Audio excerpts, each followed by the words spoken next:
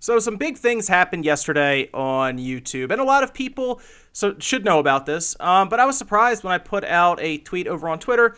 People weren't really sure what I was talking about, and I think it is a big enough deal to kind of bring up and make sure everyone knows what happened yesterday, just so we're all on the same page here, because what did happen is pretty monumental for YouTube altogether. It doesn't matter what channel you are. If you've ever been concerned about being sued for copyright or something over some really bad claim, I mean, a lot of people have had copyright strikes, claims, everything happen when you don't think it should be happening. So this is a big enough deal. And of course, I'm talking about h3h3 winning their lawsuit yesterday. Now, if you generally subscribe to the channel for video game stuff, electronics, everything, that's fine. Occasionally I like to do videos like these just because I've been on YouTube forever. I only just made a channel at the end of last year, but I've been on YouTube since it was just cat videos back when I was in high school. So I've seen a lot of stuff on this platform. Now, if you don't know what happened yesterday, very, very quick summary. There is a channel called h3h3 Productions, and they do more reaction-type videos. Now, I'm not talking about the ones where people stare at, a screen and don't really do anything. Maybe they laugh occasionally or snort or something, but they actually do cutaways. So think of like the E3 reaction stuff I did, where we would see a clip, a very quick little bit of video, then it cuts to a reaction from myself or the person doing the video, then it cuts back, and that's more of a transformative state, whereas what the others would do is just stare at a clip, watch it, and then end the video with no actual transformative properties put on the clip. And that's kind of an issue, obviously, because you're kind of stealing people's work then. Whereas if you do it in more of a reactionary way where you're cutting up clips, that actually gives new meaning to the product. So they've been doing reaction videos for a while now, and I think they're up to 4.6 million subscribers. So they're well known in the community.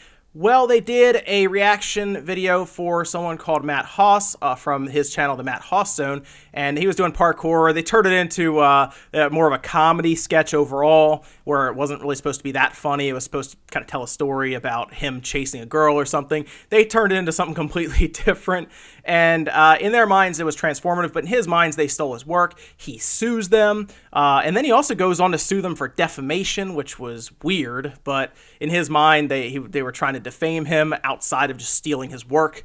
Anyway, he did lose both of those. Now, of course, the community came together, pulled a bunch of money through a GoFundMe. Philip DeFranco set that all up.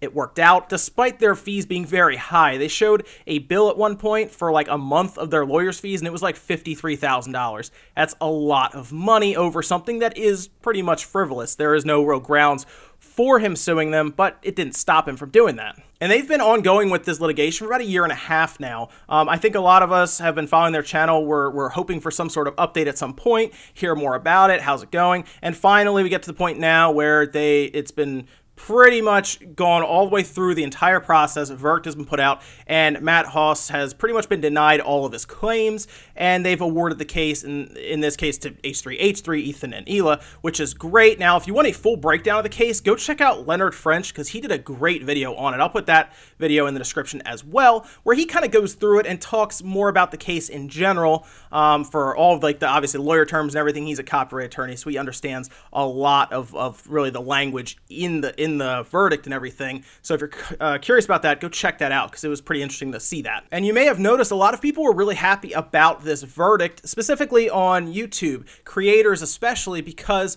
well, this is one of the first times in a very big high-profile case like this one where it involved a big creator, someone that's really well known, strangely enough, against another YouTuber. Generally, you think it'd be against like a company or something, like maybe they were using, I don't know, Action News video or something. In this case, though, it was against another YouTuber. But the big thing here is they went all the way through the litigation process, and they used fair use as a defense, and it worked. It worked perfectly. Like, the judge saw everything the way it should be, with fair use being a great defense. And now, because we've seen this, there are going to be some more hesitation on the side of people looking to just outright sue others for using clips of video or reacting to stuff because, well, fair use, well, it works. Now, we have seen cases before where fair use was used and it worked, but it wasn't to this degree. A while back, I remember this because I saw this and I thought it was kind of funny. South Park, the people from South Park, I think, were sued for a video here on YouTube that some of you guys may be familiar with,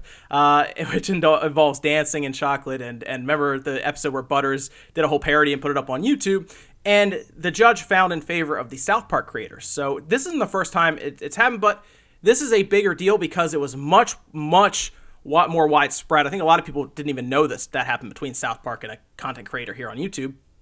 And it's a bigger deal because now there has been a precedent set. They can go back to that trial and really point at it and say, hey, look what happened here. Now we can pull from that for this case. So you're going to see a lot of content creators be a little more comfortable, as long as they're not obviously taking advantage of the situation and just outright using full videos and then talking about it. Like the people who do those reaction videos where they just have the video on screen, yeah, that's stealing. They shouldn't be doing that. But for people who are legitimately trying to add production value, trying to do cutaways and gags and everything and make it completely different, they are pretty much protected now. Despite someone maybe trying to sue them, they're going to look at it and realize it's going to cost a lot of money and we will probably lose because, look, a case has been found in favor of the defendants here and they used fair use as a protection, something that these people who we may think about suing would use and would probably win. So the big thing here is, according to a lot of people, including Leonard French, the Ethan and Hila from h3h3 can now make a motion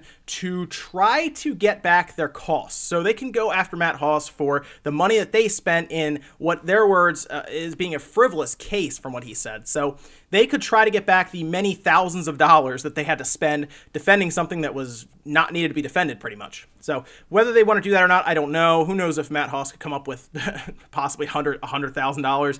I don't think that's actually going to happen. They may just kind of move on. It depends on if they want to be nice about it or if they actually want to maybe make him pay for his consequence, give him some consequence here to pay for. So, but either way, it's a big deal. I think more people should be aware of this because it does aid content creators across the platform going forward, really other platforms. Even if you're on other video sharing sites, this is a big deal and really a big win for all content creators, not just them. So be aware of this, maybe read into it a little more, especially if you are either a content creator now or you're aspiring to be one.